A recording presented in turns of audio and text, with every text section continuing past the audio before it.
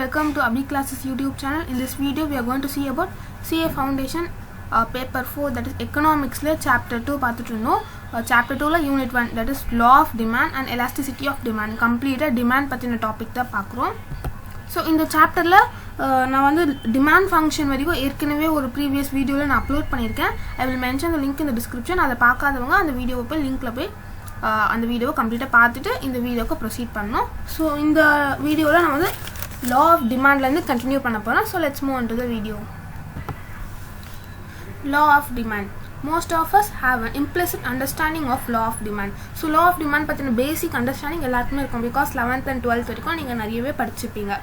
The law of demand is one of the most important law of economic theory. Economic theory ன்ற complete theory ல ஒரு இம்பார்ட்டன்ட்டான ஒரு definition வந்து law of demand அப்படினு சொல்லலாம். It was stated by Alfred Marshall. Professor Alfred Marshall தான் law of demand state பண்ணிருக்காரு. So இத சூஸ்ல கேட்க சான்ஸ் இருக்கு. Law of demand வந்து stated by whom னு கேட்டா Alfred Marshall அப்படி நீங்க சொல்லலாம். அவர் என்ன சொல்லிருக்காருன்னா the greater the amount to be sold, the smaller must be the price at which it is offered. அப்படினா என்னன்னா இப்போ ஒரு கமோடிட்டியை நம்ம நிறைய சேல் பண்ணனும், அதோட பிரைஸ் வந்து ரொம்ப கம்மியா இருக்கணும், அப்பதான் நம்மளால நிறைய சேல் பண்ண முடியும். தட் இஸ் டிமாண்ட் அப்படினு சொல்றாரு. இது சிம்பிளிஃபைடா என்ன சொல்லணும்னா the amount demanded increases with fall in price and the amount demanded diminishes with rise in price. அப்படினா என்னன்னா when the price increases demand வந்து கம்மியாயிடும், when the price increases demand வந்து கம்மியாயிடும், when the price decreases demand வந்து increase ஆகும். இந்த topic தான் சொல்றாங்க. அப்படினா என்னன்னா இப்போ ஒரு பென் வந்து 5 ரூபீஸ் இருக்குன்னா அது வந்து அதோட டிமாண்ட் வந்து ஒரு 8 இருக்குன்னு வெச்சுக்கோங்க. இப்போ அந்த பென்னோட பிரைஸ் வந்து 5 ல இருந்து 4 க்கு டிக்ரீஸ் ஆயிருச்சு. இப்போ ரேட் கம்மியாகும்போது அதோட டிமாண்ட் வந்து 8 ல இருந்து 10 க்கு போய்டும். நிறைய பேர் வாங்குவாங்க. சோ கம்மியான பிரைஸா இருக்கும்போது நிறைய பேர் வந்து அது வாங்குவாங்கல. சோ அந்த டிமாண்ட் வந்து 8 ல இருந்து 10 க்கு போயிடுச்சு. சோ அப்படினா என்ன, when the price decreases demand increases, when the price increases demand வந்து decrease ஆயிடும். சோ இதுதான் வந்து law of demand definition given by Alfred Marshall. The law of demand states that other things are being equal, when the price of a good rises, the quantity demanded of the goods will fall. அதான் other things remaining constant. மற்ற things இப்போ வந்து நம்ம price and quantity demanded இந்த ரெண்டு விஷயம் தான் நம்ம பார்க்க போறோம். மற்ற things எல்லாமே கான்ஸ்டன்ட்டா இருந்தா மட்டும் தான் இது வந்து ட்ரூவா இருக்கும். மற்ற things வந்து should be constant. மற்ற things வந்து சேஞ்ச் ஆச்சுனா இந்த price increase ஆனா demand வந்து decrease ஆகும். இந்த கான்செப்ட் வந்து வர்க் ஆகாது அப்படி சொல்றாங்க. அப்படினா என்ன, இந்த law of demand எப்போ 100% கரெக்ட்டா இருக்கும்னா other things remaining constant. So there is inverse relationship between price and quantity. இங்க வந்து நம்ம price and quantity demanded இது மட்டும் தான் நம்ம பார்க்க போறோம். இது ரெண்டுத்துக்கும் நடுவுல inverse relationship இருக்கு சொல்றாங்க. ஏன் inverse? price increase ஆனா demand decrease ஆகுது, price decrease ஆனா demand increase ஆகுது. So there is a inverse relationship னு சொல்றாங்க. And ceteris paribus is nothing but other things remaining constant. இந்த other things னு சொல்றீங்களா, other thingsனா என்னென்ன things அப்படினு பாத்தீங்கன்னா the other things which are assumed to be equal or constant இருக்கணும் சொல்றாங்க. Are the prices of related commodities, income of consumers, taste and preference, all other factors other than price which influence the demand. இதெல்லாம் தான் other things னு சொல்றாங்க. என்னென்ன, price of related commodities, normal priceல price of related commodities, நம்ம இப்ப பார்க்குற commodityக்கு ரிலேட்டடா ஒரு commodity இருக்குல அதோட price வந்து other things னு சொல்றாங்க. And income of consumer, taste, preference of consumers and all other prices which influence the demand. And all factors other than price which influence the demand. எல்லா ஃபேக்டர்ஸுமே வந்து அந்த other thingsல வந்துரும். என்னன்னா இது எல்லா திங்ஸுமே அந்த other thingsல வந்துரும்னு சொல்றாங்க. இந்த other things வந்து should be constant னு சொல்றாங்க. இது வந்து கான்ஸ்டன்ட்டா இல்லாம இருந்துச்சுனா இந்த law of demand theory வந்து வொர்க் அவுட் ஆகாது அப்படினு சொல்றாங்க. இப்போ அந்த other thingsல income of a consumer வந்து அஃபெக்ட் பண்ணும், taste and preference வந்து ஒரு அஃபெக்ட் பண்ணும் அப்படினு சொல்றாங்கல. அது ஒரு ரியல் லைஃப் எக்ஸாம்பிள் வச்சு பார்க்கலாமா? நான் ஆல்ரெடி சொன்னேன் இல்லையா, இப்போ வந்து அதர் திங்ஸ் வந்து ஷுட் பி கான்ஸ்டன்ட். இப்போ வந்து இது கான்ஸ்டன்ட்டாக இல்லைனா இந்த டிமாண்ட் ப்ரைஸ் ரிலேஷன்ஷிப் வந்து குட்டாக இருக்காது, அது வந்து கரெக்டாக 100% ட்ரூவாக இருக்காது, அது வந்து டிஃபர் ஆகும், சேஞ்ச் ஆகும் அப்படின்னு சொல்கிறாங்க. அண்ட் இங்கே பாருங்கள், if income of consumer increases then increase in price of a commodity may not result in decrease in the quantity demanded. இப்போ லா ஆஃப் டிமாண்ட் என்ன சொன்னோம், ப்ரைஸ் இன்க்ரீஸ் ஆச்சுன்னா குவான்டிட்டி டிமாண்டட் டிக்ரீஸ் ஆகும்னு பார்த்தோம். பட் இந்த other factors வந்து should be கான்ஸ்டன்ட்னு பார்த்தோம். இங்கே கான்ஸ்டன்ட்டாக இல்லாமல் இன்கம் ஆஃப் கன்சியூமர் வந்து இன்க்ரீஸ் ஆகுது, இது வந்து ஒரு அதர் ஃபேக்டர்னு பார்த்தோம். So income of consumer increase ஆகுது. என்கிட்ட வந்து இப்போ என்னோட நார்மல் இன்கம் 500 rupeesனா இப்போ வந்து எனக்கு எக்ஸ்ட்ராவாக இன்கம் எல்லாம் சேர்த்து எனக்கு இப்போ வந்து இப்போ வந்து 2000 rupees எனக்கு இன்கம் வருது, நான் எனக்கு நார்மலாக 500 தான் வந்துட்டு இருக்கோம், பட் இப்போ எனக்கு 2000 rupees நிறையவே வருது. ஸோ அந்த கமாடிட்டி எவ்வளோ விலையாக இருந்தாலும் என்னால் அதை அஃபோர்ட் பண்ணி என்னால் வாங்க முடியும். ஸோ அதனால வந்து ப்ரைஸ் எவ்வளோ தான் இன்க்ரீஸ் ஆனாலும் நான் அது வந்து வாங்குவேன், அந்த மாதிரி ஒரு சுச்சுவேஷன்ஸ் வந்துடும். ஸோ அதனால தான் இந்த other things should be remaining constant, அப்போ மட்டும்தான் இந்த law of demand work out ஆகும் அப்படின்னு சொல்கிறாங்க. The quantity demanded is the amount of goods or services that the consumers are willing to buy at given price, holding constant all other factors that influence the purchase. அப்படின்னா சிம்பிளாக என்னன்னா, இந்த law of demand எப்போ வந்து 100% work out ஆகும், that is price increase ஆனால் demand degrees ஆகும், price degrees ஆனால் டிமாண்ட் இன்க்ரீஸ் ஆகும். இது எப்போ வந்து 100% ஒர்க் அவுட் ஆகும்னா all other factors should be constant. all other factorsனால் நம்ம இந்த பேராகிராஃபில் பார்த்தோம்ல, அதுதான் all other factorsனு சொல்கிறாங்க. So demand schedule. Demand schedule is nothing but ஒரு டேப்லெட் காலமில் அவங்க வந்து ஒரு எக்ஸாம்பிள் வச்சு ரெப்ரசென்ட் பண்ணுறத டிமாண்ட் ஷெட்யூல்னு சொல்கிறாங்க. டிமாண்ட் ஷெட்யூலில் என்னென்ன கொடுத்துருக்காங்கன்னா, கமாடிட்டிஸ் ஏபி சிடிஇஎஃப்ஜின்னு ஒரு இவ்வளோ கமாடிட்டிஸ் கொடுத்துருக்காங்க. ஓகே, இங்கே வந்து ப்ரைஸ் கொடுத்துருக்காங்க, இங்கே எவ்வளோ குவான்டிட்டி டிமாண்டுன்னு சொல்லியிருக்காங்க. இப்போ வந்து ப்ரைஸ் வந்து 60 rupees இருக்கும் போது யாருமே வாங்கலை, பட் 60 rupees வந்து ப்ரைஸ் அவங்க 50 rupeesக்கு கம்மி பண்ணிட்டாங்க, 10 rupees கம்மி பண்ணிட்டாங்க. ஸோ 60 rupees ஐஸ்கிரீம் வந்து 50 rupeesன்னு வரும்போது 2 பேர் போய் வாங்குறாங்க. ஓகே, 50 rupees ஐஸ்கிரீம் இன்னும் டிக்ரீஸ் ஆகுது, 50 rupees இன்னும் 40 rupees ஆகும்போது 4 பேர் வாங்குறாங்க. அகெயின் ப்ரைஸ் ரெடியூஸ் பண்ண அதோட டிமாண்ட் வந்து இன்க்ரீஸ் ஆகுது. இதுதான் law of demand. When price decreases quantity demand will increase. இதுதான் வந்து சொல்கிறாங்க. இதுதான் வந்து நான் இப்போ சொன்னது தான் இங்கே வந்து வேர்டிங்ஸில் கொடுத்துருக்காங்க. நான் டிமாண்ட் கர்வ், டிமாண்ட் ஷெட்யூல்னா என்ன, டேப்லெட் காலம் மாதிரி அதில் வந்து ஒரு எக்ஸாம்பிளை ரெப்ரசென்ட் பண்ணுறது டிமாண்ட் ஷெட்யூல். இப்போ டிமாண்ட் கர்வ் பற்றி பார்க்க போகிறோம். அண்ட் இதுதான் வந்து டிமாண்ட் கர்வ் கொடுத்துருக்காங்க. இது வந்து எக்ஸ் ஆக்சிஸ், இது வந்து ஒய் ஆக்சிஸ். எக்ஸ் ஆக்சிஸ் வந்து represent quantity demanded, Y axis வந்து ப்ரைஸ் ஆஃப் த ஐஸ்கிரீம் கொடுத்துருக்காங்க. ஓகே, இப்போ இது வந்து டிமாண்ட் கர்வ் வச்சு எப்படி லா ஆஃப் டிமாண்டை நம்ம ப்ரூவ் பண்ண முடியும் பார்க்கலாமா. இது வந்து ப்ரைஸ், இது வந்து ப்ரைஸ், இது வந்து குவான்டிட்டி ஆஃப் ஐஸ்கிரீம். ஓகேவா, இப்போ வந்து ப்ரைஸ் வந்து 60 rupees இருக்கும் போது யாருமே வாங்கலை, குவான்டிட்டி டிமாண்டட் வந்து 0. ஸோ பாயிண்ட் வந்து இங்கே இருக்குது. ஓகே, இப்போ ப்ரைஸ் வந்து 60லேருந்து 50க்கு டிக்ரீஸ் பண்ணியிருக்காங்க. ஸோ டிக்ரீஸ் பண்ணோன்னே 2 பேர் வந்து டிமாண்ட் பண்ணுறாங்க. ஸோ அப்போ வந்து பாயிண்ட் வந்து மேலேருந்து இங்கே வந்துருச்சு, ஏலேருந்து பிக்கு வந்துருச்சு. ஓகே, ஃபர்தராக ப்ரைஸ் வந்து 40 rupeesக்கு டிக்ரீஸ் ஆகும்போது 4 பேர் வாங்குறாங்க. ஸோ பாயிண்ட் இங்கே வந்துருச்சு, சி பாயிண்ட்டுக்கு வந்துருச்சு. ஸோ ஃபர்தராக டிக்ரீஸ் பண்ண கர்வ் வந்து கீழேயே ஸ்லோப் ஆகுது. இதுதான் வந்து டிமாண்ட் கர்வ். ப்ரைஸ் வந்து 10 rupeesக்கு வந்த பிறகு 10 members வந்து ஐஸ்கிரீமை டிமாண்ட் பண்ணுறாங்க. So when the price decreases demand increase ஆகிட்டே இருக்குது, அதுதான் ரெப்ரசென்ட் பண்ணாங்க. This is law of demand. when the price decreases demand will always increase அப்படின்னு சொல்லியிருக்காங்க. ஸோ இதுதான் வந்து demand curve of ice cream. So demand curve எப்பவுமே slopes downward from left side to right side. demand curve always slope downwards from left side to right side. லெஃப்ட்லேருந்து right சைடுக்கு டவுன்வர்டாக slope ஆகுதுல, இதுதான் வந்து டிமாண்ட் கர்வ்னு சொல்கிறாங்க.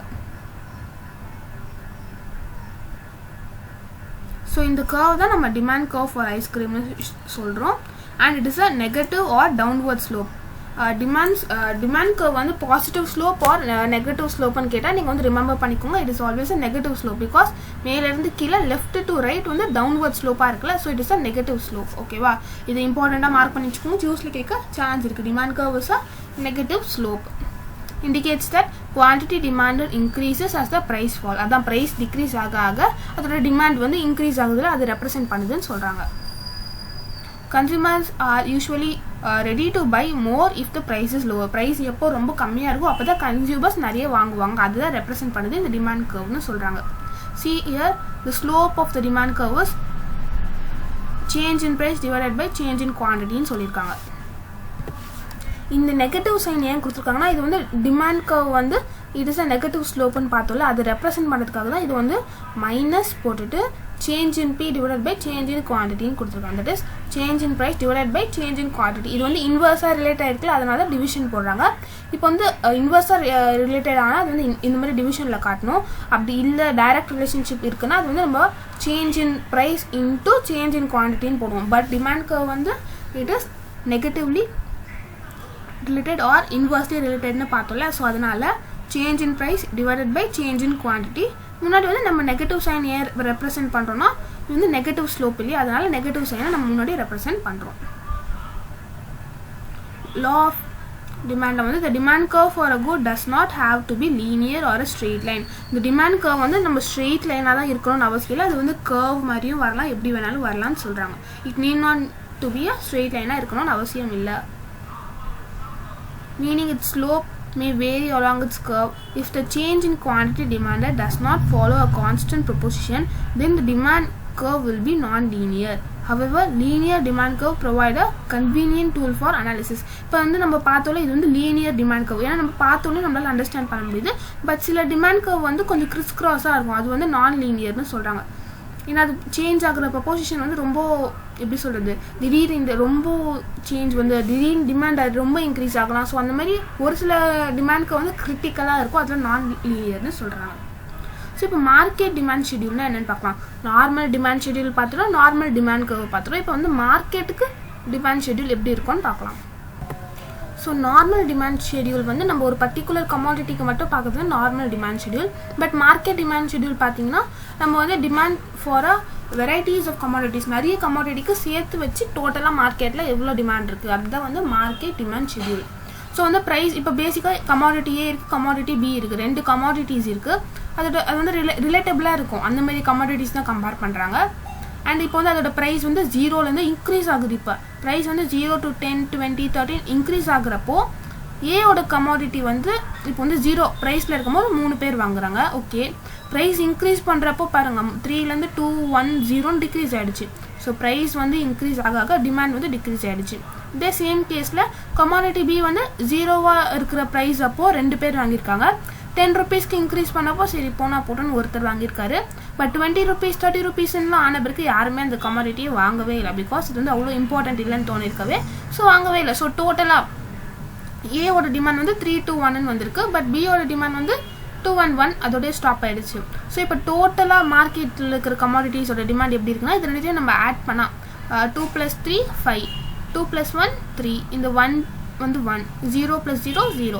ஸோ டோட்டல் மார்க்கெட் டிமாண்ட் வந்து இந்த ரெண்டு கமாடிட்டிஸும் சேர்த்து என்ன இருக்கோ அதுதான் வந்து டோட்டல் மார்க்கெட் டிமாண்ட். இது ரெப்ரசென்ட் பண்ணுறது தான் வந்து மார்க்கெட் டிமாண்ட் ஷெடியூல். ஒரு கமாடிட்டினா நார்மல் டிமாண்ட் ஷெடியூல், பட் நிறைய கமாடிட்டிஸ்க்கு சேர்த்து நம்ம பார்க்குறது வந்து market demand schedule.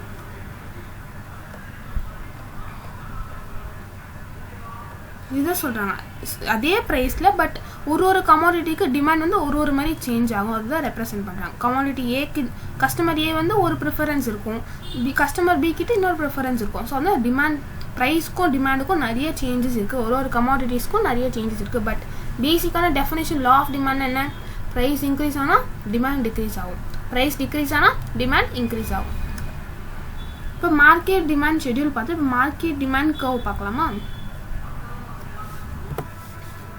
Market demand curve. The market demand curve for good X represents the quantity of good X demanded by all buyers in the market for good X.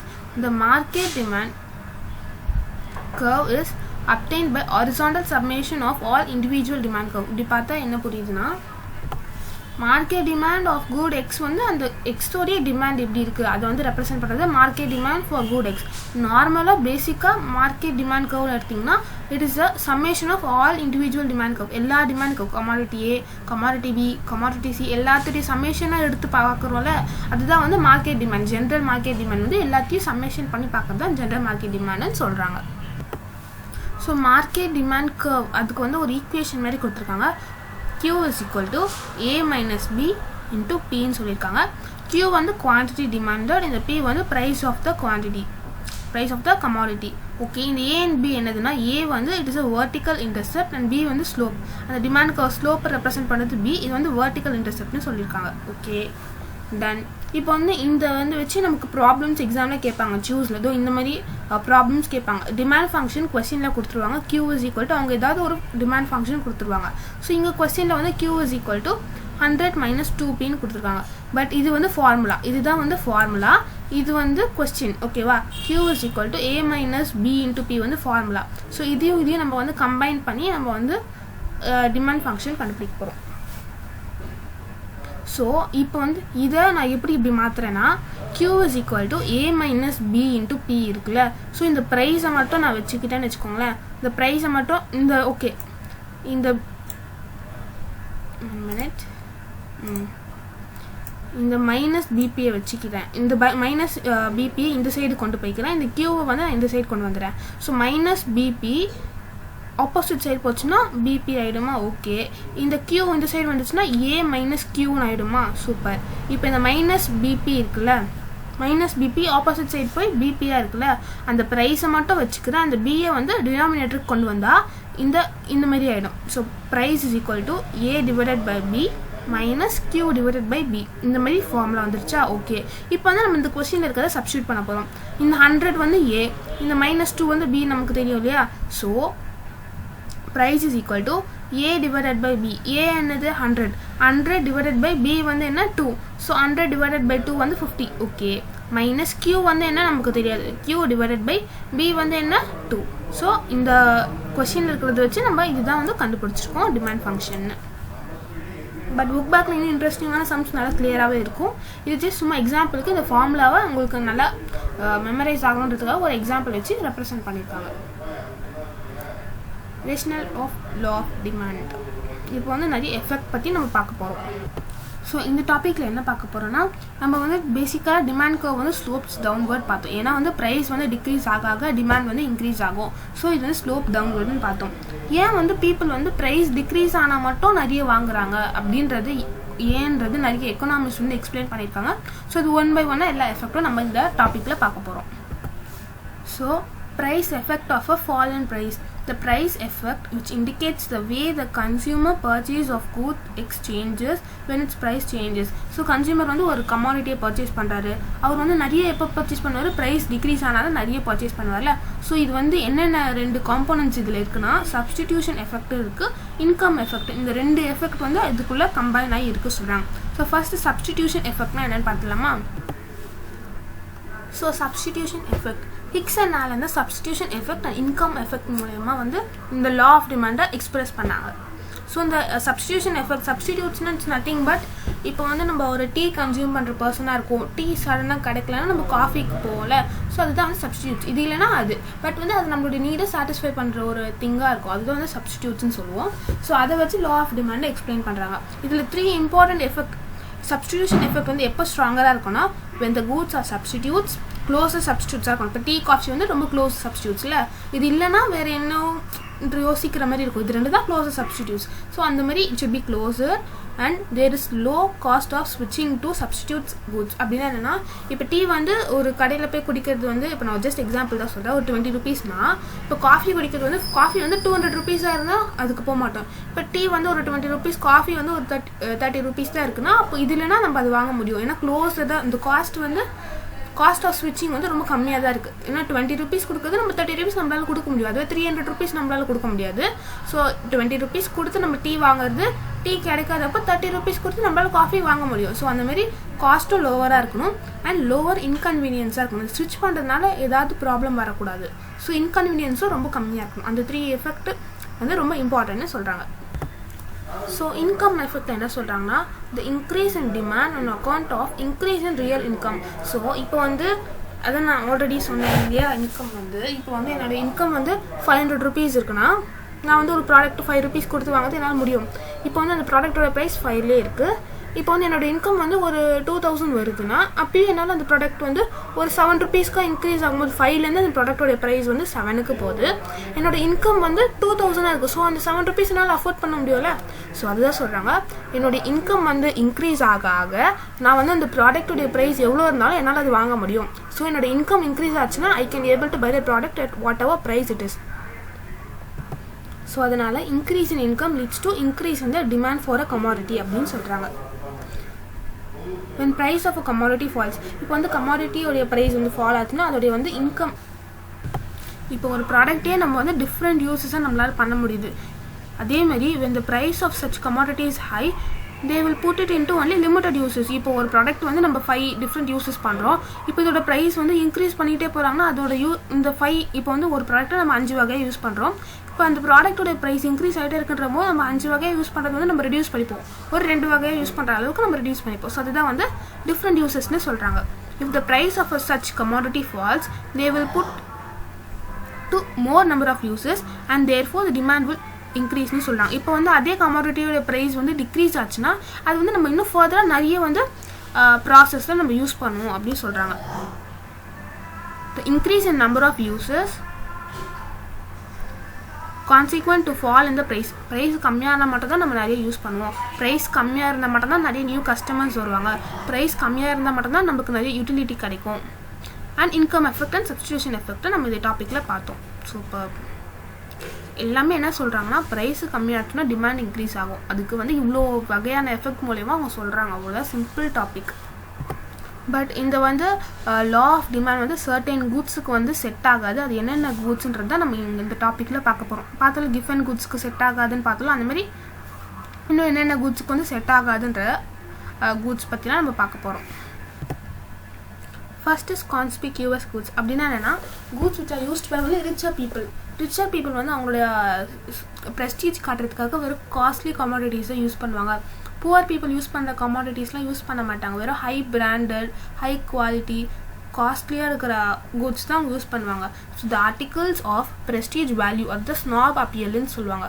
So it is used by rich people as a simple of their social prestige. அவங்க ப்ரெஸ்டீஜை காட்டுறதுக்காகவே அவங்க வந்து காஸ்ட்லியான products தான் use பண்ணுவாங்க.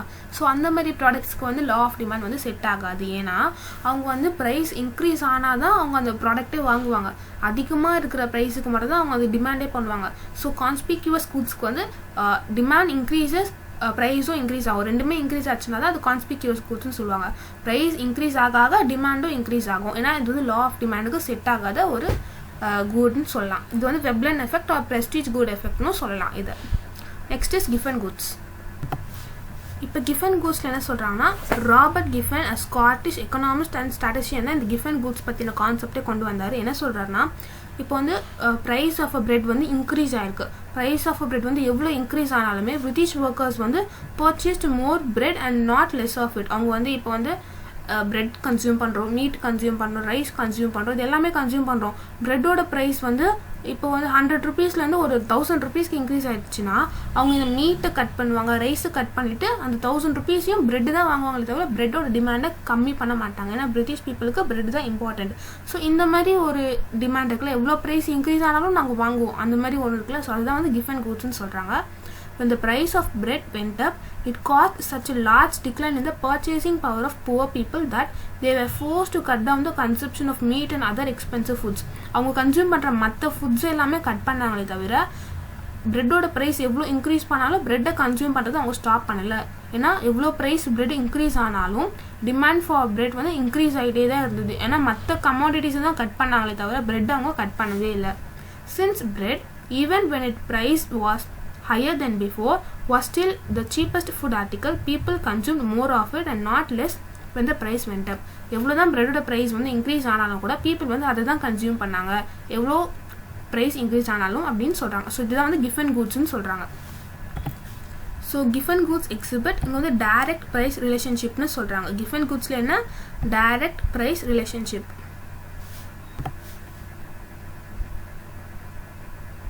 So Giffen குட்ஸில் direct price relationship because price increase ஆனாலும் கூட demand வந்து இன்க்ரீஸ் ஆகுதுல்ல. ஸோ அதனால் direct relationship for Giffen goods.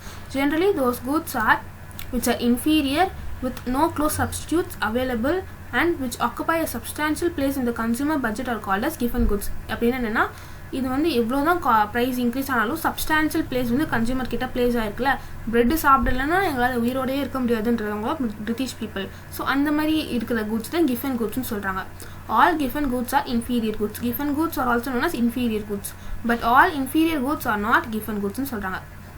Example, given goods are என்ன சொல்கிறாங்க grains like bajra, low quality rice and வீட் அந்த மாதிரி சொல்கிறாங்க. இப்போ நம்ம ரைஸ் கன்சியூம் பண்ணாமல் நம்மளால் இருக்கவே முடியாது.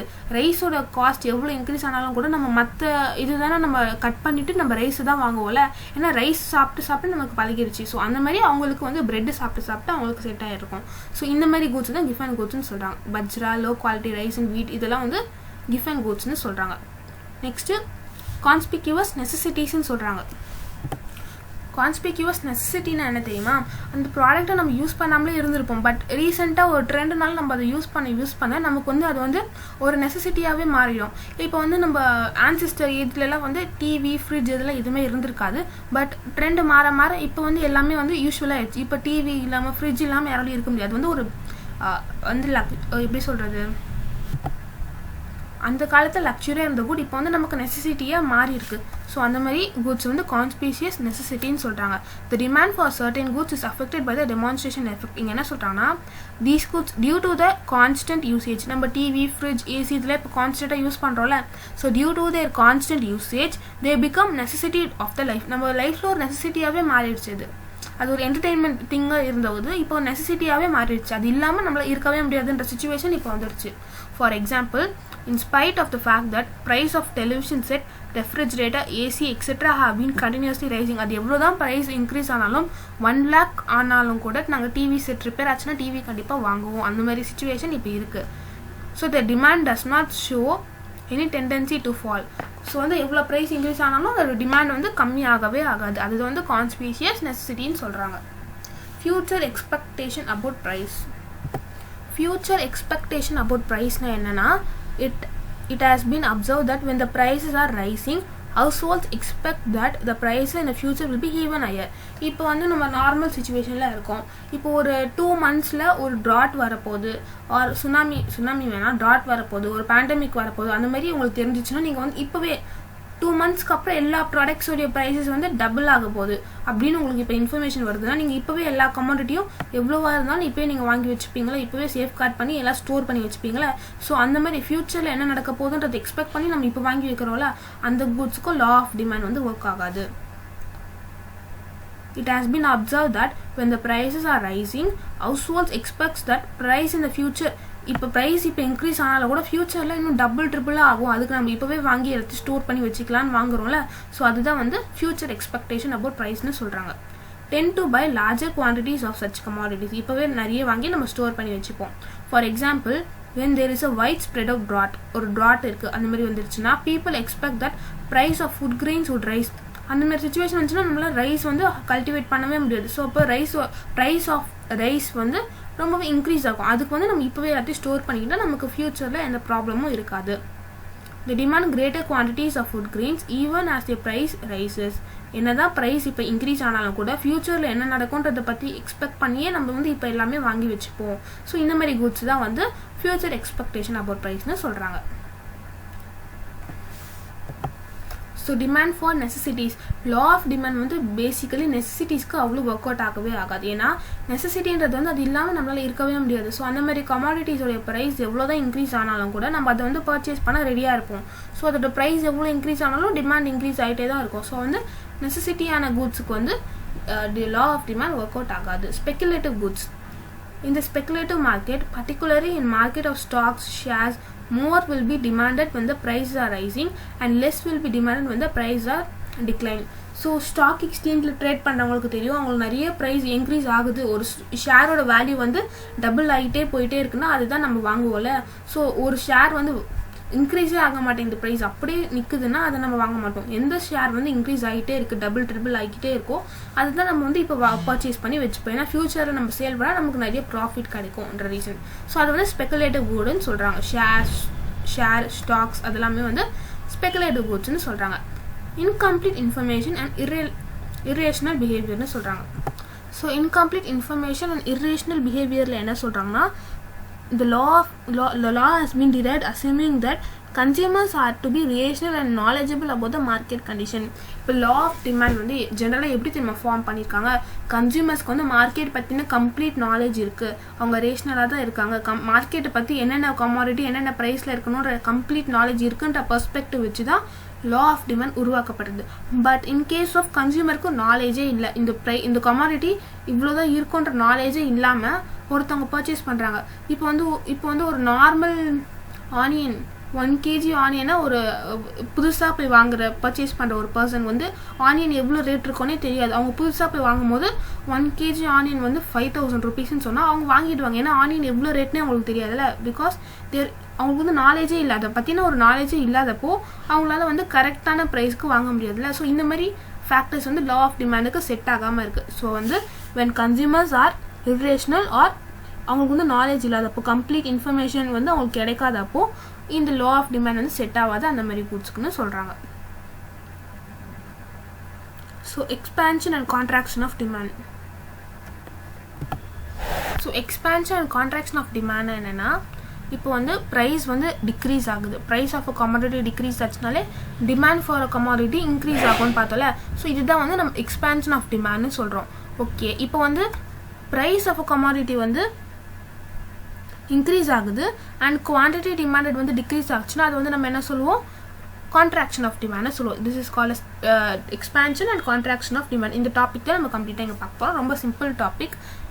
டிமாண்ட் இன்க்ரீஸ் ஆச்சுன்னா அது வந்து expansion of demand, demand decrease ஆச்சுன்னா வந்து கான்ட்ராக்ஷன் ஆஃப் டிமாண்ட்னு சொல்கிறாங்க. இந்த expansion of demand is also known as rise in quantity demanded or downward movement of same demand curve.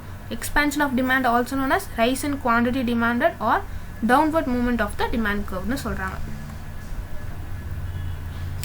இந்த ஒரு டிமாண்ட் கர்வ் இருக்குல்ல, இப்போ இதுவே வந்து இங்கே ஒரு டிமாண்ட் கர்வ் இருக்குது. ஒரு ஃபியூ டேஸில் வந்து நம்ம இதே டிமாண்ட் கர்வ் நம்ம இதுக்கு கூடவே கம்பேர் பண்ணி வரையும் போது இங்கே இந்த டிமாண்ட் கர்வ் வந்துச்சுன்னா this is called as expansion in demand.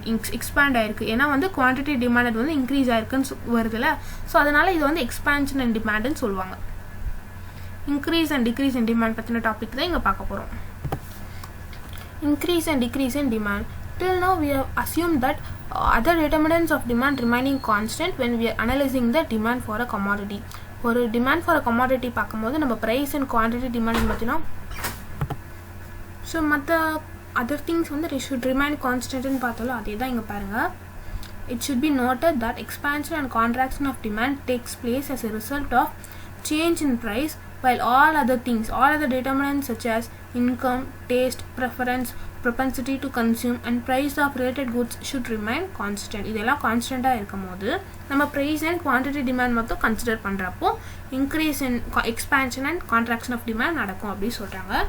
So the other factors remaining constant, okay, means that position of demand curve remains the same and the consumers moves downwards or upwards on the கர்வ்னு சொல்கிறாங்க. அப்படின்னா demand curve சேமாக தான் இருக்கும், consumer தான் மேலேயும் கீழேயும் வந்து move பண்ணுவாங்க. அதனால தான் இன்க்ரீஸ் அண்ட் டிக்ரீஸ் ஆகுதுன்னு சொல்கிறாங்க.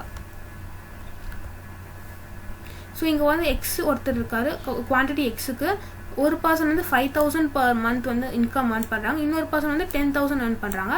ரெண்டு பேரும் எப்படி அந்த ஒரு ப்ராடக்ட்டை வந்து டிமாண்ட் எப்படி இருக்குது அப்படின்னு பார்க்கலாம். ஒரு கமாடிட்டி ABCDEன்னு இருக்குது, அதோட ப்ரைஸ் வந்து 5, 4, 3, 2, 1 இருக்கா. ஸோ 5,000 சம்பாதிக்கிறவர் வந்து 10 கமாடிட்டி வாங்குறாரு, அதேமாரி 10,000 சம்பாதிக்கிறவர் வந்து 15 கமாடிட்டி வாங்குறாரு. ஸோ இதுதான் வந்து இன்க்ரீஸ் இன் டிமாண்ட் கர்வ். இவருடைய டிமாண்ட் கர்வ் போட்டால் நமக்கு வந்து இந்த மாதிரி வரும். அதேமாரி இன்னொருத்தர் இருக்கார்ல 15,000 சம்பாதிக்கிற ஒரு டிமாண்ட் கர்வ் போட்டால் இது வரும். ஸோ இதுதான் வந்து இன்க்ரீஸ் இன் டிமாண்ட். இந்த இடத்துல இருந்து இவ்வளோ தூரம் இன்க்ரீஸ் ஆயிருக்கு இல்லையா, ஸோ எல்லாமே இன்க்ரீஸ் ஆயிருக்குல்ல.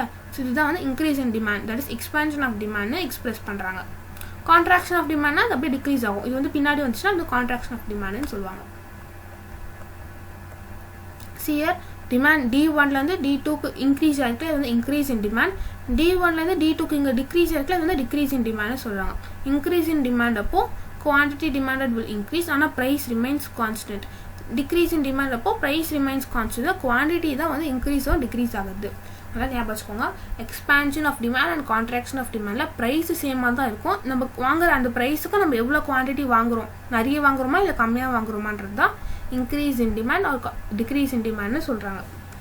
இதில் என்னென்ன ஃபேக்டர்ஸ் இருக்குது பார்க்கலாமா.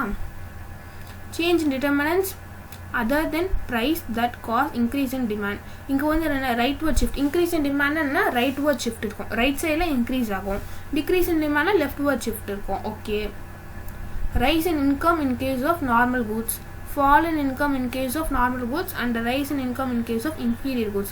So increase in income, increase in demand, that is expansion of demand இருக்கும்போது நம்மளோட இன்கமும் வந்து இன்க்ரீஸ் ஆகும் அப்படி சொல்கிறாங்க. அண்ட் கான்ட்ராக்ஷன் ஆஃப் டிமாண்டில் there will be a fall in incomeனு சொல்கிறாங்க. பட் இன்ஃபீரியர் கூட்ஸுக்கு மட்டும் there will be rise in incomeனு சொல்கிறாங்க. ஸோ எக்ஸ்பேன்ஷன் ஆஃப் டிமாண்ட்னாலே நம்ம நிறைய இன்கம் இருந்தால் நிறைய வெல்த் இருந்தால் தான் எக்ஸ்பேன்ஷன் ஆஃப் டிமாண்ட் இருக்கும். ஸோ அதேமாதிரி இன்க்ரீஸ் இன் வெல்த், அதேமாதிரி கான்ட்ராக்ஷனில் டிக்ரீஸ் இன் வெல்த் அந்த மாதிரி இருக்கும். எக்ஸ்பேன்ஷன் ஆஃப் டிமாண்டில் rise in price of substitute goods.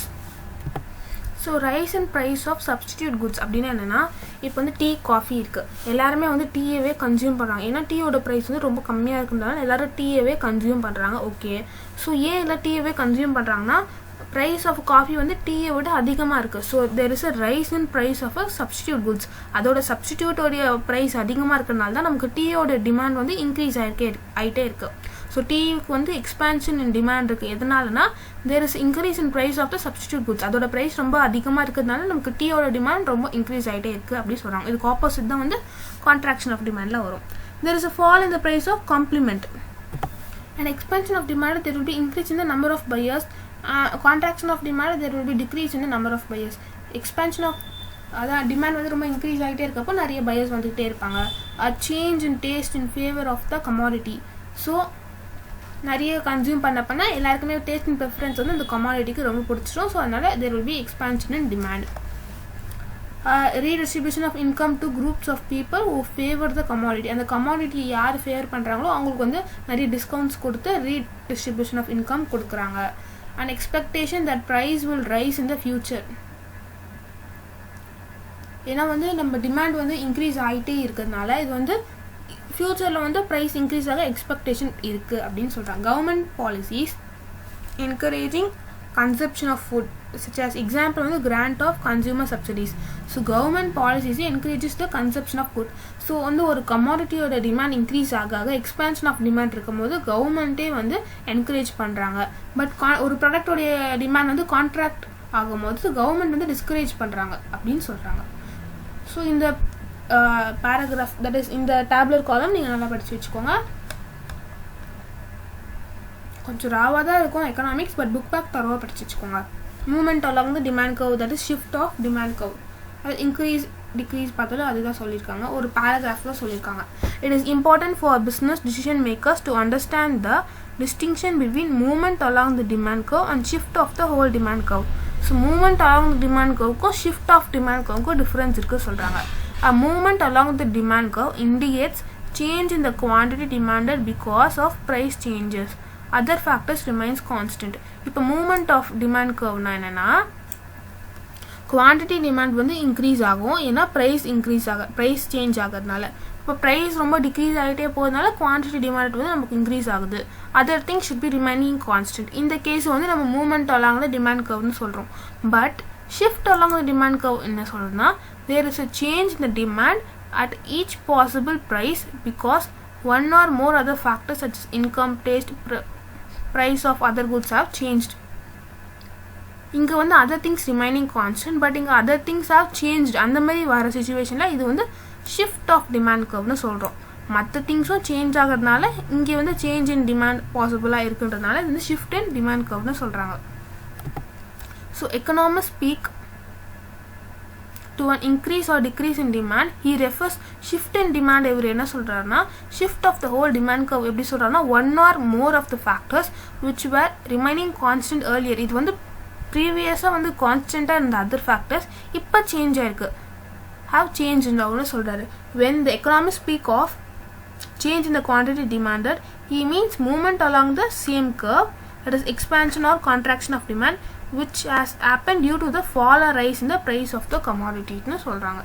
So இது ஷார்ட்டாக என்ன சொல்கிறாங்கன்னா change in demand represent the shift of the demand curve to right or left resulting from change in the factors such as income, taste, preference. ஒன்றுமே இல்லை, movement along the demand curveனா என்ன, other things should remain constant. shift of the demand curveனா என்ன, other things remaining constantஆக இருக்குதுல்ல அது வந்து change ஆகுது, ஏதோ ஒரு கண்டிஷனால் அது சேஞ்ச் ஆகுது, அப்போ வந்து டிமாண்ட் கர்வ் வந்து மூவ் ஆகுதுன்னா அது வந்து ஷிஃப்ட் இன் டிமாண்ட் கர்வ்னு சொல்லுவாங்க.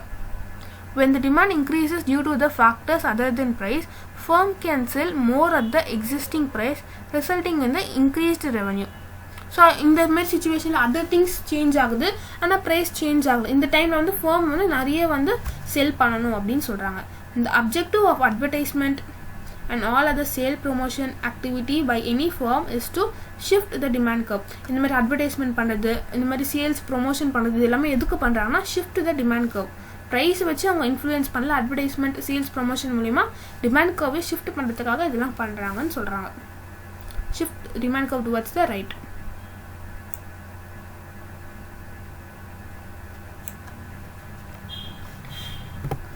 So this is all about today's video. இந்த டாப்பிக்கில் நம்ம என்னென்ன கவர் பண்ணணும் ஒன்ஸ் பார்த்துலாமா ஒரு glands.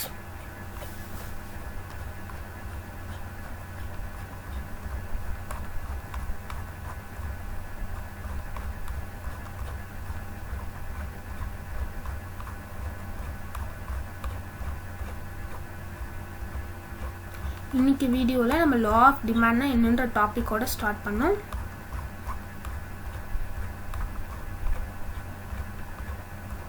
Here, law of demand என்ன? Demand increases when the price decreases. Demand decreases when the price increases. இது யார் சொன்னாங்க? ஆல்ஃபர்ட் மார்ஷல் சொல்லியிருக்காரு. So there is an inverse relationship between demand and price னு சொல்லியிருக்காங்க. Other things should remain constant. இதுதான் important. And demand schedule என்ன பார்த்தோம்? அதே price வந்து decrease ஆகிட்டே இருக்கிறப்போ demand வந்து increase ஆகுதுன்னு ஷோ பண்ணியிருக்காங்க. இதுதான் வந்து demand schedule for a single particular product. Demand curve அதையே நம்ம வந்து கிராஃப் மூலமா வரையிறது வந்து டிமாண்ட் கர்வ்னு சொல்றாங்க. பிரைஸ் டிக்ரீஸ் ஆகிட்டே இருக்கும்போது நமக்கு குவான்டிட்டி டிமாண்டட் இன்க்ரீஸ் ஆகிட்டே போகுதுல, இதுதான் வந்து டிமாண்ட் கர்வ். டிமாண்ட் கர்வ் வந்து ஸ்ட்ரெயிட் லைனாக தான் இருக்கணும்னு அவசியம் இல்லை, இது வந்து கர்வாகவும் வரலாம். சில டைம்ஸில் இது வந்து இர்ரெகுலராகவும் வரும், அது வந்து இல்லீனியர்னு சொல்லுவாங்க. ஸோ இதோட இது வந்து ஸ்லோப் ஆஃப் டிமாண்ட் கர்வ் எப்படி எக்ஸ்பிரஸ் பண்ணுறாங்கன்னா minus del change in P divided by change in Q, that is change in price divided by change in quantity. இது இம்பார்ட்டண்ட்டாக மார்க் பண்ணிக்கோங்க, சூஸில் கேட்க சான்சஸ் இருக்குது. நெக்ஸ்ட் டிமாண்ட் கர்வ் பார்த்துரும், டிமாண்ட் ஷெடியூல் பார்த்துரும். இப்போ மார்க்கெட் டிமாண்ட் கர்வ்னு என்னென்னா நிறைய டிமாண்ட், இப்போ ப்ராடக்ட் ஏ ப்ராடக்ட் பியோட டிமாண்ட் ப்ராடக்ட் சியோட டிமாண்ட் எல்லாமே ஒரு சம்மேஷனாக எடுத்து ஓவராலாக மார்க்கெட்டில் எப்படி இருக்குது டிமாண்ட் அது பார்க்குறது தான் வந்து மார்க்கெட் டிமாண்ட் ஷெடியூல். நிறைய ப்ராடக்ட்ஸோட டிமாண்டை சேர்த்து ஆட் பண்ணி பார்க்கறது வந்து டோட்டல் மார்க்கெட் டிமாண்ட்னு சொல்கிறாங்க. அதை வந்து ஷெடியூலாக நீங்கள் வரைஞ்சி பார்க்கறது வந்து that is schedule. இது வந்து curve சொல்றாங்க, market demand curve. and இந்த ஃபார்முலா ரொம்ப இம்பார்ட்டன்ட். டிமாண்ட் கர்வ் உடைய ஃபார்முலா வந்து Q is equal to, that is market demand curve, Q is equal to A minus P into B. இது வந்து நம்ம இந்த ஃபார்மேட்டுக்கு மாற்றி கொஸ்டின்ல இருக்கிற A and B சப்ஸ்டியூட் பண்ணி கண்டுபிடிக்கிறாங்க. நெக்ஸ்ட் இந்த எஃபெக்ட்லாம் பார்த்தோம். இன்கம் எஃபெக்டாக இன்கம் இன்க்ரீஸ் ஆகுறப்போ நமக்கு வந்து குவான்டிட்டி டிமாண்ட் இன்க்ரீஸ் ஆகும். பட் வந்து இது எதுக்கு அப்ளிகபிள் இல்லை, கிவன் குட்ஸ்க்குள்ள அப்ளிகபிள் ஆகாதுன்னு பார்த்தோம். சப்ஸ்டியூஷன் எஃபெக்ட்டும் பார்த்தோம், இது given by Hicks and Allen. And எப்போ வந்து ப்ரைஸ் வந்து டிக்ரீஸ் ஆகுறப்போ நமக்கு யூட்டிலிட்டியும் நிறைய இன்க்ரீஸ் ஆகும், நிறைய நியூ கஸ்டமர்ஸும் வருவாங்க, அண்ட் நிறைய டிஃப்ரெண்ட் யூஸஸும் நம்ம பண்ணுவோம் அந்த பர்டிகுலர் கமாடிட்டி வச்சு, அதெல்லாம் பார்த்தோம். அண்ட் எக்ஸப்ஷன்ஸ் எதுலாம் வந்து லா ஆஃப் டிமாண்டில் வராதுன்றனா கான்ஸ்பிக்யூவஸ் குட்ஸ் பார்த்தோம், தட் இஸ் ப்ரெஸ்டீஜியஸ் குட்ஸ் அது வராது, கிஃபன் குட்ஸ் வராது. கான்ஸ்பிக்யூவஸ் நெசசிட்டி எப்பவுமே வந்து லா ஆஃப் டிமாண்டுக்கு செட் ஆகாது. அண்ட் ஃபியூச்சர் எக்ஸ்பெக்டேஷன், ஃபியூச்சரில் ப்ரைஸ் வந்து ரொம்ப இன்க்ரீஸ் ஆகுன்ற எக்ஸ்பெக்டேஷனை நம்ம இப்போவே எல்லாமே வாங்கி வச்சுக்கிறோம்ல, ஸோ அந்த மாதிரி கமாடிட்டிஸ்க்கும் law of demand work out ஆகாது. அண்ட் கஸ்டமர்ஸ் வந்து இர்ரெகுலராக இருக்கும் போது கம்ப்ளீட் நாலேஜாக இல்லாதப்போ அது வந்து லா ஆஃப் டிமாண்ட் ஒர்க் ஆகாது அந்த மாதிரி கமாடிட்டிஸ்க்கு. அண்ட் நெசசிட்டிஸ்க்கு ஒர்க் அவுட் ஆகாது. ஸ்பெகுலேட்டிவ் குட்ஸ்க்கும், தட் இஸ் ஷேர் ஸ்டாக்ஸ் அதுக்கும் வந்து ஒர்க் அவுட் ஆகாதுன்னு சொல்கிறாங்க. நெக்ஸ்ட் லாஸ்ட்டாக நம்ம இப்போ பார்த்த டாபிக் வந்து எக்ஸ்பான்ஷன் அண்ட் கான்ட்ராக்ஷன் ஆஃப் டிமாண்ட்னு பார்த்தோம். எக்ஸ்பான்ஷன் ஆஃப் டிமாண்ட் என்னென்னா இந்த ப்ரைஸுக்கு குவான்டிட்டி வந்து டிமாண்டட் இன்க்ரீஸ் ஆச்சுன்னா அது எக்ஸ்பான்ஷன் ஆஃப் டிமாண்ட்னு சொல்லுவாங்க. இந்த ப்ரைஸுக்கு வந்து குவான்டிட்டி ஆஃப் டிமாண்ட் வந்து டிக்ரீஸ் ஆகிட்டே போச்சுன்னா வந்து கான்ட்ராக்ஷன் ஆஃப் டிமாண்ட்னு சொல்லுவாங்க. சிம்பிள் தான், இந்த கர்வ் இந்த சைடு இன்க்ரீஸ் ஆகிட்டே போச்சுன்னா அது எக்ஸ்பான்ஷன், பேக் சைடில் இருந்துச்சுன்னா அது கான்ட்ராக்ஷன். எக்ஸ்பான்ஷன்னா curve move towards the right side, கான்ட்ராக்ஷனா it move towards the left side. And all of the things should remain கான்ஸ்டன்ட்னு பார்த்தோம். அண்ட் இதெல்லாம் நமக்கு இம்பார்ட்டன்ட் இல்லை, ஏன்னா அப்ஜெக்டிவ்ஸ் தான் எக்ஸாமில் கேட்க போகிறாங்க, இதெல்லாம் அன்வான்டட் பேராகிராஃப்ஸ். ஸோ இந்த டேப்லெட் காலம் நல்லா தரோ பண்ணிக்கோங்க. எக்ஸ்பான்ஷன் அண்ட் கான்ட்ராக்ஷன் ஆஃப் டிமாண்டில் இந்த டேப்லெட் காலம் நல்லா தரோ பண்ணிக்கோங்க. And movement along the demand curve and ஷிஃப்ட்னா என்னென்னு பார்த்தோம். மூவ்மெண்ட் அலாங் த டிமாண்ட் கர்வ்னா ப்ரைஸும் குவான்டிட்டியும் சேஞ்ச் ஆகும் when other things remaining constant. இதுதான் வந்து movement along the demand curve. Shift along the demand கர்வ்னா என்ன, டிமாண்ட் கர்வ் வந்து சேஞ்ச் ஆகும் when ப்ரைஸும் குவான்டிட்டியும் சேஞ்ச் ஆகுது, பட் அதர் திங்ஸ் கான்ஸ்டண்ட்டாக இருக்காது, அதுவும் சேஞ்ச் ஆகும். அதனால வந்து டிமாண்ட் வந்து சேஞ்ச் ஆகிறதுனால இது வந்து ஷிஃப்ட் இன் டிமாண்ட் கர்வ்னு எக்ஸ்பிரஸ் பண்ணுறாங்க. So this is all about today's video. இந்த வீடியோவில் இருக்கிற கான்செப்ட் எல்லாமே உங்களுக்கு ஒன்றாவது புரிஞ்சிச்சுன்னா உங்களோட எக்ஸ்பீரியன்ஸ் எப்படி இருக்குன்னு கமெண்ட்டில் மென்ஷன் பண்ணுங்கள். அண்ட் ஃபர்தராக என்னென்ன சாப்டர்ஸ் உங்களுக்கு யூஸ்ஃபுல்லாக இருக்கும், என்னென்ன சாப்டர்ஸ் நான் அப்லோட் பண்ணால் உங்களுக்கு யூஸ்ஃபுல்லாக இருக்குன்றதை கமெண்ட்டில் மென்ஷன் பண்ணுங்கள். Thank you so much. மறக்காமல் சேனலுக்கு சப்ஸ்கிரைப் பண்ணிவிட்டு லைக் பண்ணிவிடுங்க. தேங்க்யூ.